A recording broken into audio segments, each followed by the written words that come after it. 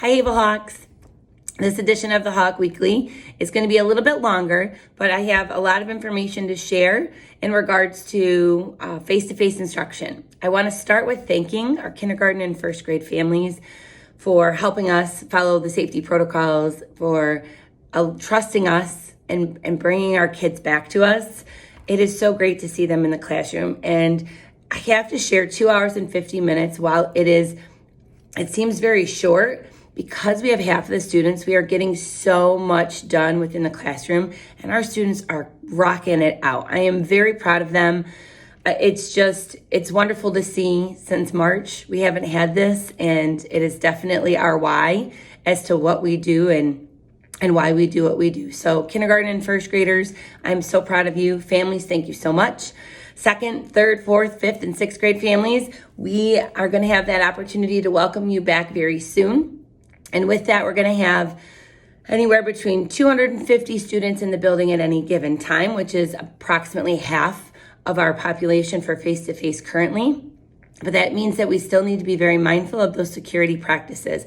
And that starts with, we're asking everyone to self-screen, make sure that their child is safe to come into the building. And if they are not, please call the attendance line at 586-797-5299 and let us know how your child is feeling. Calling them in sick, we still want to be aware of what those symptoms are. We have to work with you just in case some of those symptoms might be on that list for possible COVID. And Mrs. Allen and Mrs. Constantino will be reaching out to you. But really, keeping our kids safe starts with our families, just following those simple protocols. If your child has a fever, they are not able to come to school. Do not give them Tylenol. They need to come to school when they are healthy. And we want to make sure, again, that we're keeping all of the students and the teachers and the staff and the bus drivers safe as possible. So if your child has a fever, for example, we don't send them to school with Tylenol. I know it's for a half a day, but our teachers are going to work with our families on any content that's missed. We've had a couple situations, and I'm very proud of how our teachers are working to make sure that the kids aren't missing as much as they can in order to keep that instruction and learning taking place.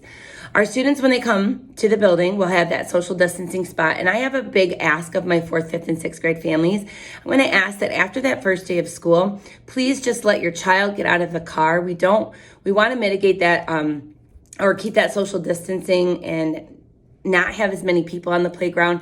Fourth, fifth, and sixth graders, we're going to have supervision out there. I really would like parents to just drop them. In the drop, we're going to do a kiss and go lane is what I call it, where the students can pop out of the car. The siblings can walk the lower L siblings to their classroom even, and then they're going to go right to their spot. But we don't need the parking lot congestion. We don't need the parents to be there unless you absolutely feel that you want to be there. But then I'm asking that it's only one adult per child. We really don't want to have a whole family waiting. Again, it's the social distancing and the safety piece. And our upper L students, we've got great kids here at Havel. They know where to go. They know what to do. They're gonna get to their classroom. The teachers are gonna let them in early so that we don't have the students lined up 10 minutes prior to the start of the day. The teachers are letting them in 5 minutes early so that they can get the hand sanitizing done, get them into the classroom, get them ready to go. So when the bell rings at the start of the instructional day at 9, 10, and 1:20, then they're going to close those doors, and anyone who has late arrival will come through the main office. I did put this information in that back to school face-to-face newsletter, but I wanted just to communicate it to everyone too, because it's a lot of words. I know there's a lot of information right now in order to have these protocols in place. So I wanted to send a message to everyone. Now, we will be doing transportation for our students who received busing last year. And if you're not sure, you can check the website. There's a letter that's going to go out with a link for the transportation piece, and you can see where the stops are and the approximate times. If you are comfortable, we really encourage you to use the bus transportation. I understand if you're not comfortable, then you know my parking lot, and we just need to be patient in the parking lot. The buses are my first priority. Those buses are going to have students on it that need to get home. Those bus drivers have families they need to get to. They may have different routes they have to get to. So if you're going to choose to drive your child to school and you I encourage you to use the catwalks to park in the subdivisions and walk over. But if not, 4th, 5th, and 6th grade families use that kiss and go lane. While you can't drop them off any earlier than 9 o'clock and 1:10, that still gets them lined up, ready to go, and you out of the parking lot, so that by the time my buses are dismissed to leave, whether it's at arrival time, they can go to their next route or dismissal. Hopefully that parking lot is clear. And I am also hopeful, since it is half of our students right now, that the congestion it might be what it is when we would be fully back, but it's not going to be any worse. And I know that everyone right now really is patient and understanding, but I'm going to remind us we're going to do the best that we can with what we have, and we're going to make it work. But safety of our kids and safety of the adults in the parking lot is my number one priority, and getting those buses to where they need to be is also a priority. So you have a couple options. If you would like to drive your child to school, I ask that you wait in your car until 9 o'clock or 1:10, and then you can walk your child to their classroom. Or 4th, 5th, and 6th grade especially, we have a lot of independent great kids. I would like the parents to drop them off in that reverse kiss and go lane, as I call it. We'll have supervision there. I'm working on getting a lane, a walking lane painted, so that way then traffic's going to look a little different back there, but we're going to be able to keep our kids safe as well. On the upside, I am very, very pleased with the feedback that we've gotten. Thank you for your understanding and your just willingness to bring your kids back on this half-day model and work with us as we work through the morning and the afternoon schedule. Our students are bringing their laptops. And I know some of you have asked this question, like, why are we bringing laptops back and forth? Here's the deal. We have to be ready for the unknown. And right now, we don't know what we don't know. That's first and foremost, right? I could have a teacher who becomes in direct contact with someone and they're not able to come to school. If those students have their laptops in the classroom right now, that teacher can facilitate some learning while we work on how that instruction piece is going to work. We also have students who need help with some programs. At any time, the whole class could have to quarantine, right? The health department determines it. It's a health and safety thing. If we have someone test positive, who knows?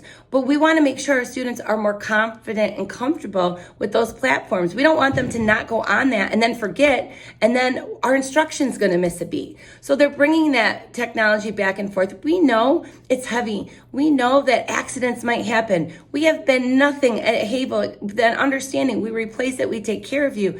It's okay. We get it. We need you to get that we need this to happen right now, so that we can make sure that we are doing everything we can. If instruction is interrupted from face-to-face and goes back to remote, that we're preparing our kids and our families and helping them be successful. I hope that kind of makes sense. Or at least you understand there is a lot of thought behind the why.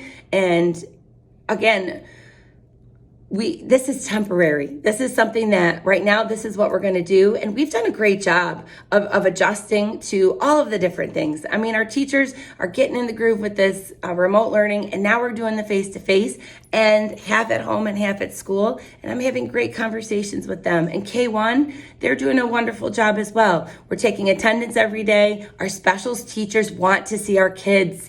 So when you're at home, your student will be online for their special. Get them online. Their teachers love them. They miss them. They want to engage with them. They want to be another connection for your child to reach out to.